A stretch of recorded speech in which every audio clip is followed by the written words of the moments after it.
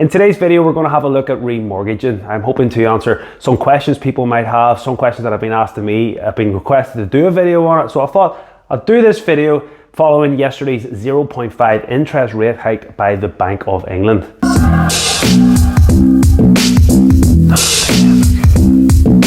What is the crack, everyone? Welcome back to Buy, Hold, Sell. I hope, of course, you are all well. Those that are new to the channel, I am a full-time quantity surveyor. That is my profession. I have an Amazon business, I have a YouTube business.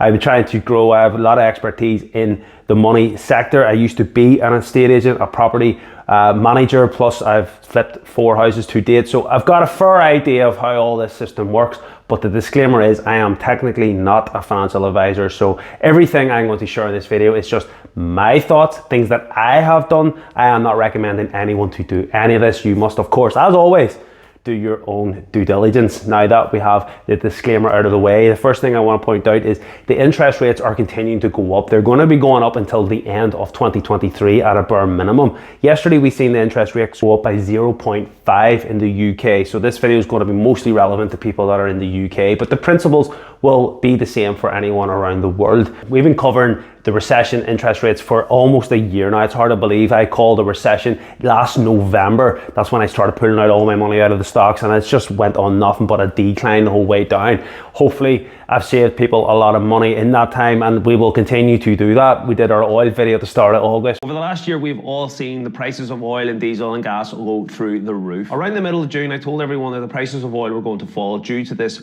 rising wedge. When oil was 80p for your home heating, now it sits over £1. So we're doing these things to try and help the best I can. So if you are interested in saving money, if you're interested in making money, by all means, subscribe to the channel at a bare minimum, but do consider getting into the trading course, the financial trading course that will help you not only make money, but it will also give you saving tips to save money. Anyone that has joined the course has given me 100% feedback. You can now go onto my Facebook page I set up yesterday. We're starting to grow it even further. We've over 100 strong members that recommend everything that we have done. The Discord in itself is invaluable.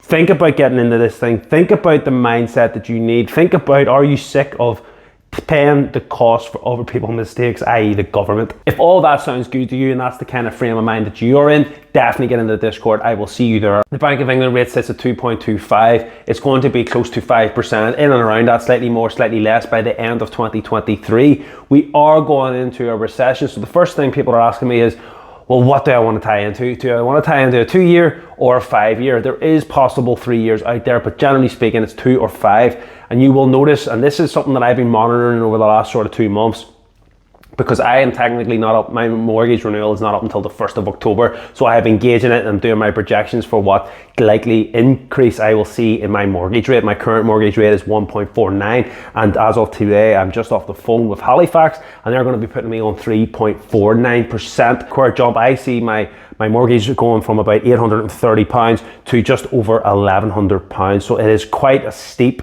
increase, and that's what a lot of households are going to be facing. So the decision I've got to make is, am I tying myself in for 2 or am I tying myself in for 5? I'm going to opt for, I think, the 5-year, and this is my thought process here. So you have a decision to make, 2-year or 5-year. 2-year is going to be a slightly dearer rate. And the reason I believe they're going to give you a slightly dearer rate for that, to try and stop you from going near it. 2 years time, chances are we could be very well back into recession and interest rates will start going down. From my projections and even just what the general feeling is, we do have such a strong labour market that I could see that in 2 years from now, which is what likely when I would have to be looking for another deal, interest rates might be starting to come down, but they're probably not going to be as low as what they currently are. It's one of those ones that'll go up and it might start coming back down, but interest rates don't go just back down the next day. That's a misconception a lot of people have. We've entered a recession, the rates are going to go back down to 0.01. That's not going to be the case, I can assure you. It does not happen overnight. Just like the interest rate hikes won't just happen overnight. They've been happening over the last year. It takes time. It takes time for all this to filter in to the system. So I think right now, in terms of me, it's just you're kind of caught in between a rock and a hard place. Ideally, 3 years I think would be perfect. Can't do it. So do you take the security of 5 years and just go, it is what it is? Or do you go 2 years and roll the dice and potentially have no option but to tie into a higher rate in 2 years? It's a sticky decision. Only you can make that decision based on your calculations and projections. But for me, I'm going to go 5 years. Now, another misconception people have is you have to wait until the day your mortgage deal is up. That is wrong. You will get a letter or a text or whatever 3 months generally before the end of your term. So that's the scenario I find myself in. I have my deal coming up on the 1st of October, but technically speaking, I'm not out of it for another 3 months. Now, this is some news that people don't realize either. You can tie in earlier, but that does not start until the end. So come the 1st, I can tie in to my new rate, but not start paying that new rate until my mortgage term's up. So don't be afraid to get tied in as soon as you can to a rate before the next interest rate hike goes up. They roughly happen every 6 weeks. The last one was a week later because of the Queen's Jubilee, but they happen every 6 weeks.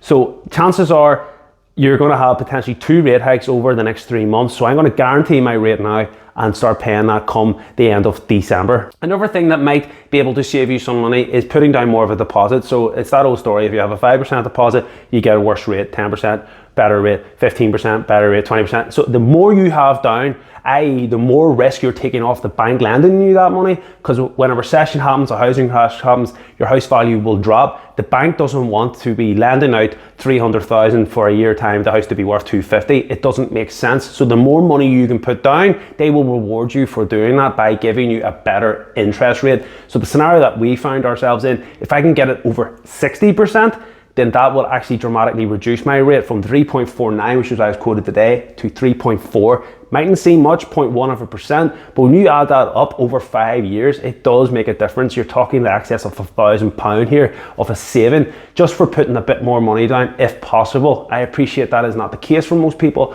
but it is worth considering if you're close to that threshold. You could go interest only. Interest only is pretty much just paying the debt.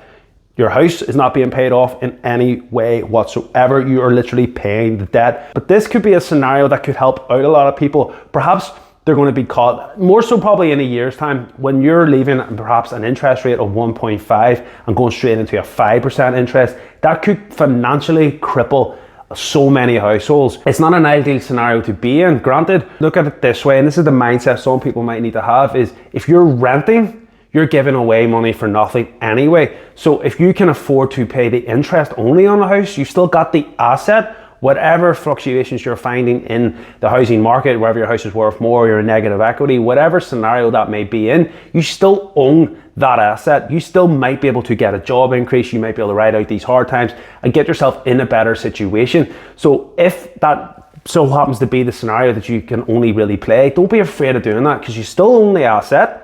You've still got the possibility that in 10 years time, the house prices will go up, your house will be worth more, so you are making money. You can financially maybe pay your bills better and cope with things, take the pressure off your mental health, all of that, and it's no worse. It's actually better off still than renting and just giving someone your money. So don't be afraid of doing interest only. If you're in that scenario, ideally be paying off the loan, it would be better. So a scenario that could play out, and this is just rough figures, £1,000 say is your mortgage, £500 the interest.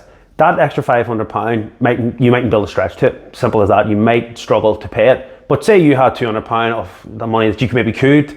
Well, what you could do is don't be afraid to put that money into a savings account, especially with interest rates going up. You could get a savings account, hopefully in around 3%, say 3% on that money. That could be just chirping away. So the money you're putting against your mortgage, you could put into a savings account and start earning money on that, or perhaps invest it in more safer stocks and bigger stocks. But if we're talking about just playing it safe, you could put your money into a savings account, earn on that savings account, and at the end of every year, if you read through your terms and conditions, you can pay a lump sum off your mortgage, bringing your mortgage down that way. So paying interest only, the interest is being paid in every scenario.